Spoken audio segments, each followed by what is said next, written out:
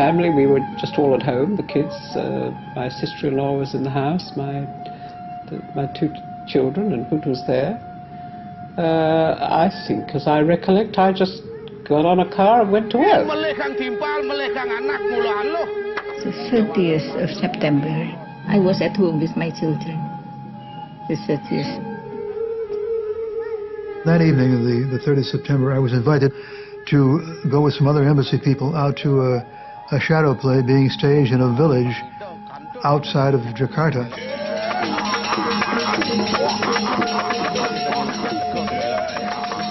And it was a lot of fun. And we were there until, I think it was almost 1 o'clock, 1:30 when we left. On the night of September 30, 1965, I was in Jakarta. In fact, along with a number of other diplomats, I attended a wayang kulit performance. Actually not too far from the home of General Yane, one of the generals who was murdered later that night.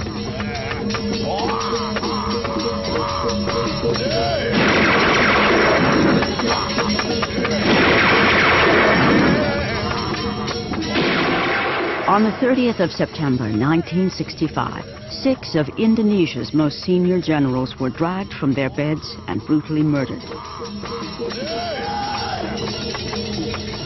The events of this night led to the bloody mass destruction of the largest communist party outside China and the Soviet Union. It proved to be a major turning point at the height of the Cold War, when the West would help an Indonesian general seize power to become one of the most ruthless dictators of the 20th century.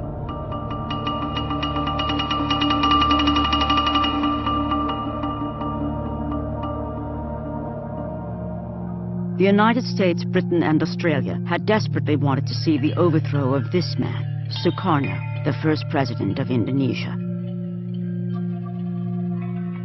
Sukarno's allegiances were too ambiguous for the black and white politics of the Cold War.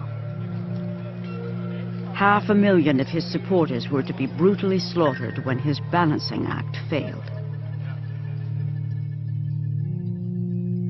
But buried deeper than the hidden bodies is the story of the West's involvement and of the deadly propaganda war that still obscures the truth to this day.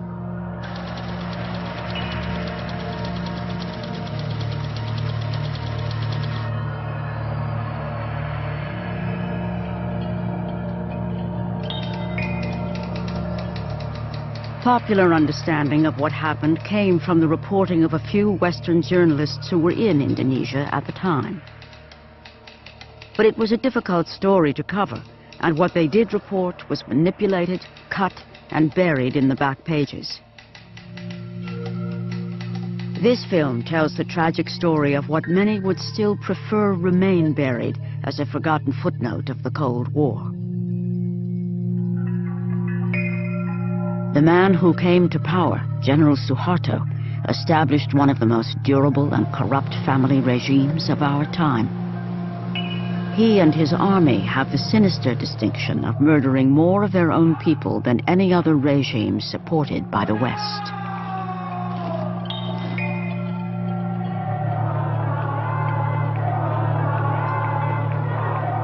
More than 30 years later, after massive popular revolt, General Suharto finally falls. Berhenti dari jabatan saya sebagai Presiden Republik Indonesia, terhitung sejak saya bacakan pernyataan ini.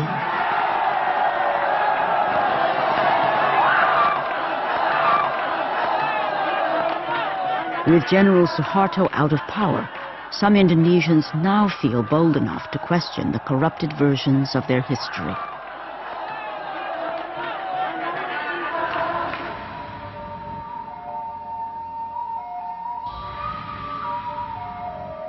One untold story is about to be revealed in the mountains of Java as the first mass graves are finally opened. Joyo Santoso is the only member of his family who now feels it is safe enough to talk about his brother who lies buried here. Kakak saya namanya adalah Ibnu Santoro MA, Master of Arts. Di sini adalah dibunuh kemudian ditembak, kemudian dimasukkan ke dalam lubang, ya, 2 lubang yang ditumpuk satu persatu.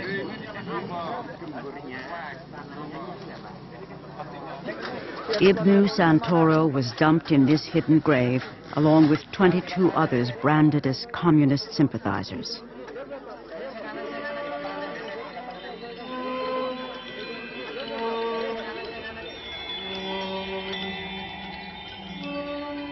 Another legacy of General Suharto was hundreds of thousands of political prisoners.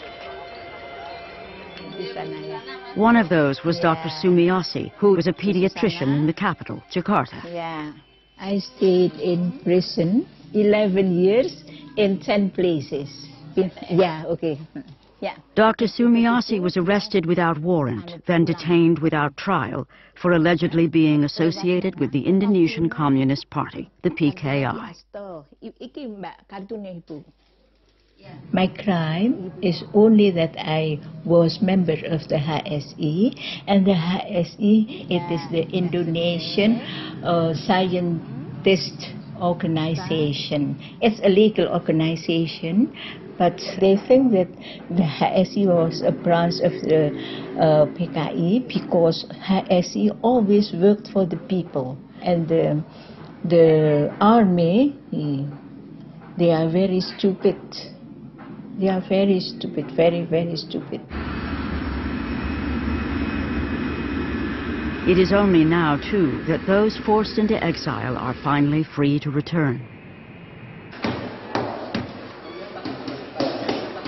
Like Carmel Budiarjo, an Englishwoman who settled in Indonesia in the 1950s. I returned to Indonesia as part of the victory of the Indonesian people in getting rid of Suharto, because as long as Suharto remained in power, I would never have been able to get back.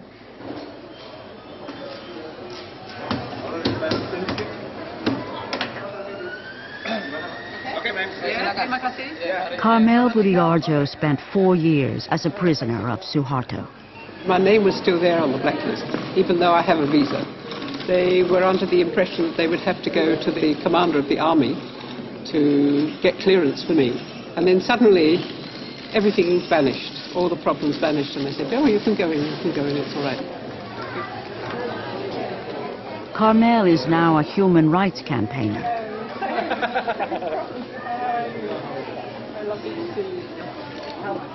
Her friends hope that her visit will help break the conspiracy of silence about the events of 1965.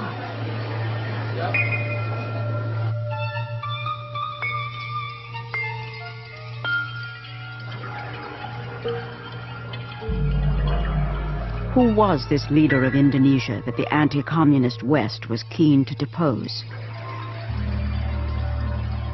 Sukarno was born in 1901 in Java, the dominant Indonesian island.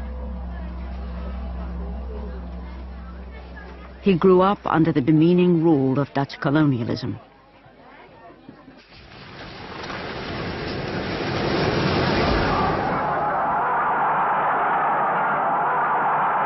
Sukarno was an ardent nationalist who led Indonesia's independence movement.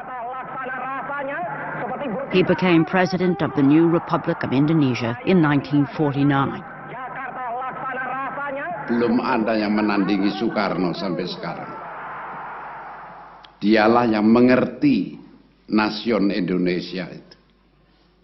Karena itu juga Soekarno lah yang tidak jemu-jemunya menganjurkan tentang nation and character building.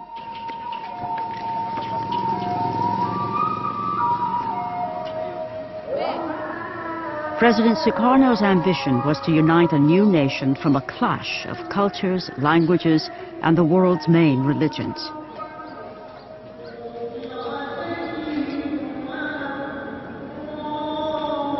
Indonesia is the 4th most populous nation on earth and the world's largest Muslim community.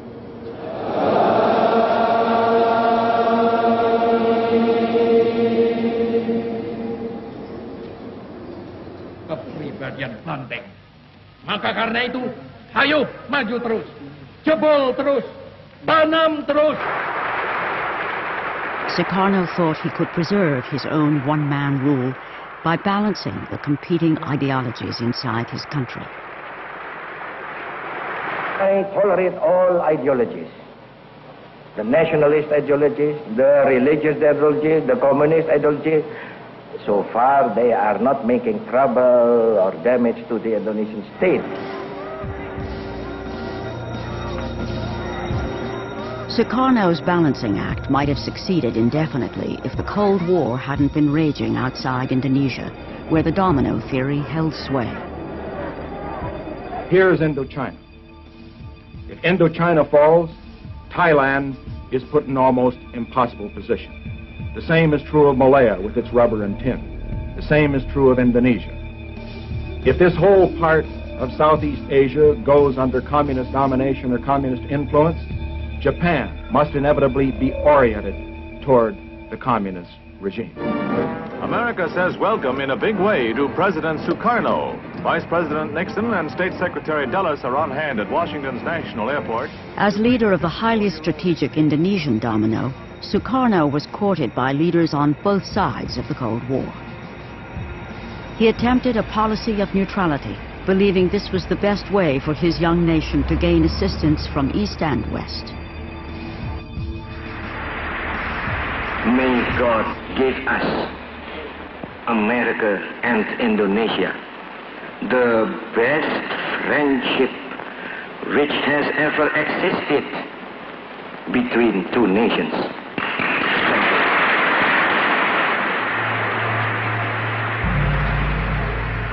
Only 3 months after his address to Congress, he visits China and the Soviet Union. This was interpreted by Washington as going over to the communist enemy.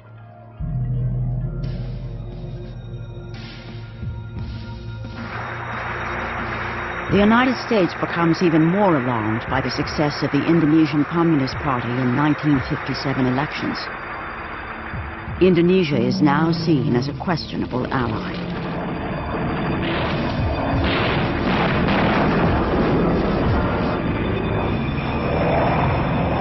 In the largest covert operation since World War II, President Eisenhower backs rebellions against Javanese rule in the outer islands. Let's face it, the United States made a horrible blunder in 1957-58 in supporting an independence movement within Indonesia. It was a disaster. We should never have been in it in the first place, and if we were, we shouldn't have been in it the way we were. American involvement was revealed when a U.S. pilot was shot down. The U.S. quickly withdrew support, and the rebellions collapsed. Western intervention had backfired. Having stood up to a superpower, President Sukarno's grip on his country tightens, and he becomes emboldened on the international stage.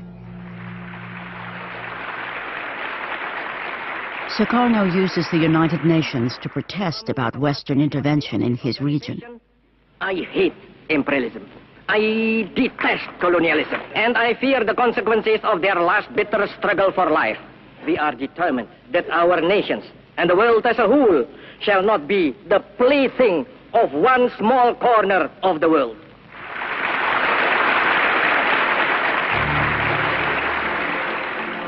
Shortly afterwards, Britain moves to form the new state of Malaysia on Indonesia's border. Sukarno is not consulted. Incensed, he launches a military campaign against British forces to crush Malaysia.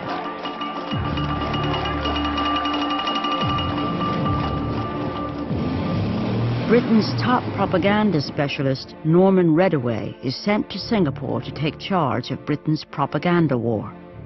What I remember Norman telling me, his mission was very simple. Do anything you can, he was told, to get rid of Sukarno. And he was given a budget. It was a matter of hundreds of thousands of pounds.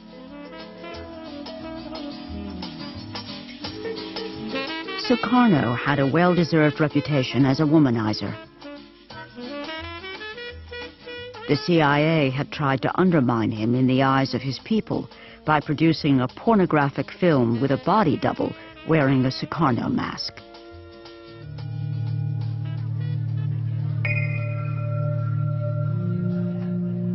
At least 6 assassination attempts were made on his life. Sukarno blamed the CIA for most of these.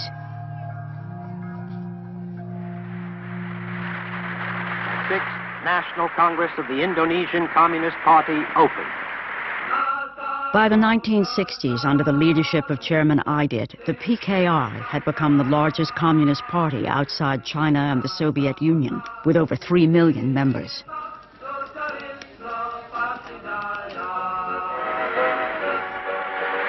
The personal appearance of President Sukarno increases the atmosphere of unity of this gathering. Sukarno himself is a nationalist, not a communist, but he depends on the Communist Party because it can mobilize mass support for his political objectives.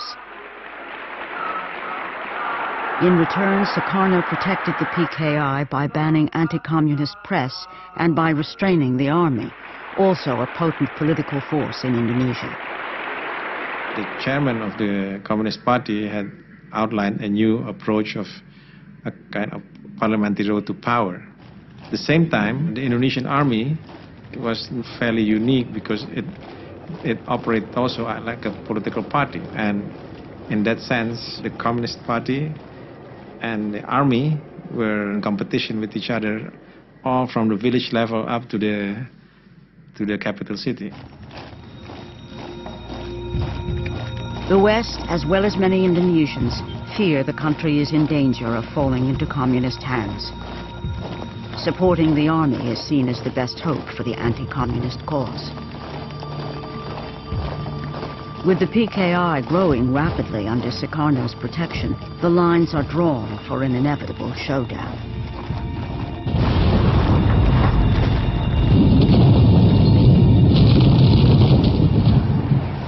To the north, by 1965, the United States is escalating the war in Vietnam.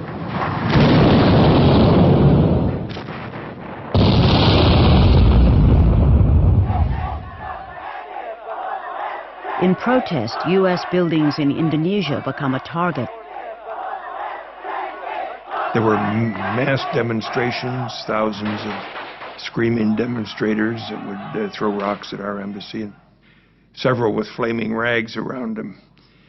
So we were, in effect, public enemy number 1 at that point. We had replaced the British. Anti-Vietnam War protests are also the order of the day at the University of Wisconsin, where Ibnu Santoro has been studying economics for the past 5 years. Jadi dia 2 tahun selama di USA, dia mendapatkan ijazah MA. Kemudian dia mengambil doktor PhD dengan tambahan 3 tahun lagi. His friends from Wisconsin say he loved JFK, democracy, and the American way of life.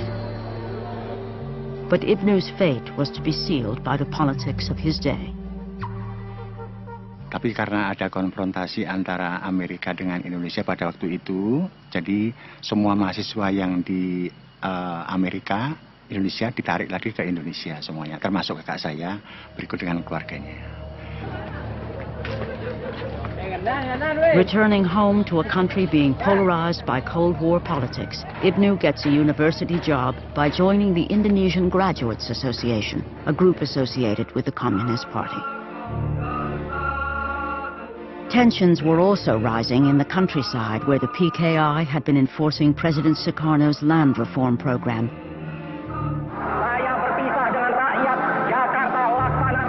When the UN backs the formation of Malaysia, Sukarno withdraws Indonesia in protest and declares he'll join an axis with Peking and Hanoi.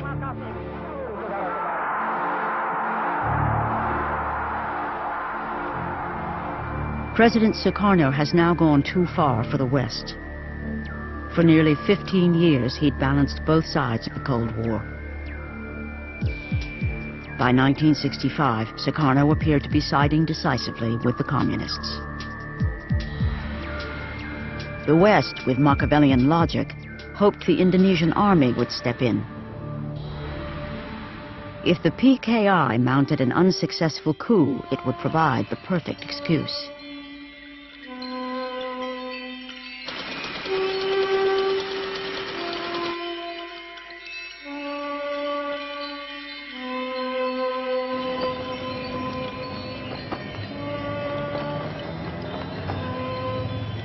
Certainly,